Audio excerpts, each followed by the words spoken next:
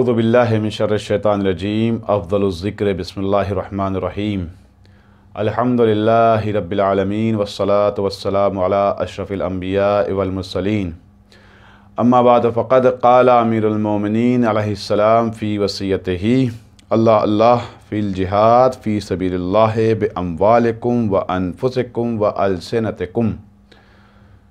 नाज़रीन इकराम, पिछली 3 किस्तों में आपके सामने अमीरुल मोमिनीन की ग्रां क़द्र वसीयत के चंद नुकात पेश किए और उसी वसीयत को आगे बढ़ाते हुए इस किस्त में भी आपके सामने चंद नुकात पेश करने हैं, जिसमें अमीरुल मोमिनीन हमें जिहाद की तरफ मुतवज्जे करा रहे हैं और कहते हैं कि अल्लाह अल्लाह फ़िल जिहाद फ़ी सबीलिल्लाह, कि अल्लाह की राह में जिहाद करने से कतई गुरेज़ न करना, जिहाद की तरफ मुतवज्जे रहना।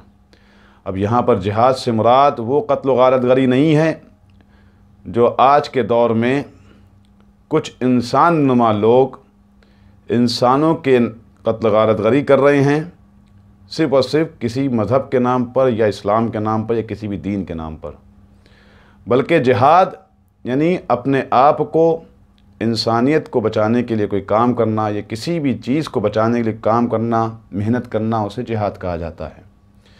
जिहाद के अमीरुल मोमिनीन ने 3 तक़सीम की, यहाँ पर 3 किस्में बयान की। जिहाद बे अम्वालिकुम, जिहाद बे अनफुसिकुम व जिहाद बे अलसिनतिकुम। यानी अगर तुम्हारे माल के ज़रिए से किसी इंसान की मदद हो सकती है, तुम्हारे माल के ज़रिए से किसी मुसलमान की मदद हो सकती है, तो अल्लाह की राह में अपने माल के ज़रिए से उसकी मदद करो। या तुम्हारे पास माल नहीं है लेकिन तुम्हारे बदन में इतनी तवानाई है, इतनी क़ुव्वत है कि तुम उसकी खुद जाकर मदद कर सकते हो। कोई काम किसी इंसान को रुका हुआ है, कोई काम किसी मुसलमान को रुका हुआ है, जिस अगर तुम जाओगे तो तुम्हारी वजह से वो काम हो जाएगा। तो अल्लाह की राह में अपने बदन के ज़रिए से, अपनी ताकत के ज़रिए से उसकी मदद करो। वह जिहाद बे अलसिनतिकुम, न तुम्हारे पास माल है, न तुम्हारे पास जिस्मानी क़ुव्वत व तवानाई है, लेकिन तुम बोल सकते हो और अपनी ज़बान के ज़रिए से किसी इंसान की या मुसलमान की मदद कर सकते हो, तो अल्लाह की राह में उसकी मदद करो। इसे भी जिहाद कहा गया है। अमीरुल मोमिनीन इरशाद फरमाते हैं, इन्नमा युजाहिदु फ़ी सबीलिल्लाहि रजुलान, कि अल्लाह की राह में 2 तरह के लोग जिहाद करते हैं। इमामुन हुदा औ मुतीउन लहू मुक़्तदिन बेहुदा हो। पहला वो शख्स जिसे इमाम कहा जाता है, इमाम हादी कहा जाता है, जो ख़ुद अल्लाह की राह में जिहाद करता है, चाहे वो लिसान के ज़रिए से हो, चाहे वो माल के ज़रिए से हो, चाहे वो अपने नफ्स के ज़रिए से हो। दूसरा वो इंसान होता है जो इस इमाम की इक़्तिदा करता है, जो इस इमाम का इताअत करने वाला होता है, मुती व फरमा बरदार होता है। अगर इमाम ने उससे कहा कि अपने माल के ज़रिए से जिहाद करो, तो वो माल के ज़रिए से जिहाद करेगा। अगर इमाम ने उससे कहा है कि अपने नफ्स के ज़रिए से जिहाद करो, तो वो अपने नफ्स के ज़रिए से जिहाद करेगा। अगर इमाम ने उससे कहा है कि अपनी ज़बान के ज़रिए से जिहाद करो, तो वो अपनी ज़बान के ज़रिए से जिहाद करेगा।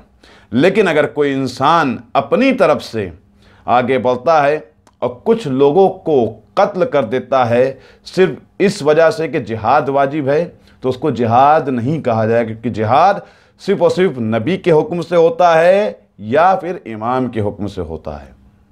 आगे वसीयत में अमीरुल मोमिनीन इरशाद फरमाते हैं, अल्लाह अल्लाह फ़ी ज़ुर्रियत नबीकुम फ़ला युज़लमुन्ना बिहज़रतिकुम व बैना ज़ुहरानिकुम व अंतुम तक़दिरून, कि अपने नबी की ज़ुर्रियत की तरफ मुतवज्जे रहना, ख़बरदार रहना, यानी अहले बैत रसूल खुदा की तरफ मुतवज्जे रहना, उनसे मुतमस्सिक रहना, और तुम्हारे हुजूर में अगर तुम मौजूद हो तो हरगिज़ उन पर जुल्म ना होने देना।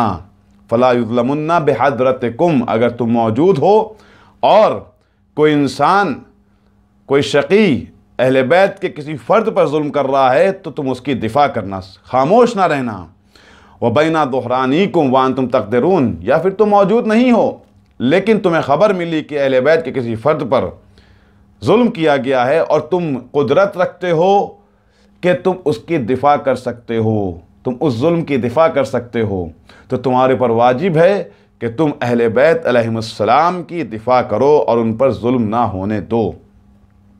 اور صرف امیر المومنین ہی نہیں، رسول خدا نے بھی اپنی بہت ساری وصیتوں میں جو بارہا انہوں نے اصحاب کے سامنے بھی بیان کیا اور امیر المومنین کو بھی بیان کیا، جس میں اپنی ذریت کی طرف جو ہے بہت زیادہ متوجہ کرایا کہ میری ذریت پر ظلم نہ کرنا، ان سے متمسک رہنا۔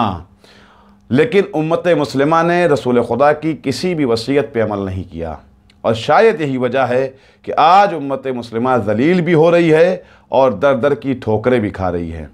آج بھی وقت ہے، اگر امت مسلمہ مسلمان چاہتے ہیں کہ یہ ذلت اور یہ در در کی ٹھوکریں کھانا ختم ہو جائے، تو آج بھی وہ اہل بیت کی دفاع کر سکتے ہیں، اہل بیت پہ ہونے والے ظلم کی مذمت کر سکتے ہیں اور اہل بیت سے متمسک ہو سکتے ہیں، اور ضروری ہے کہ متمسک ہوں۔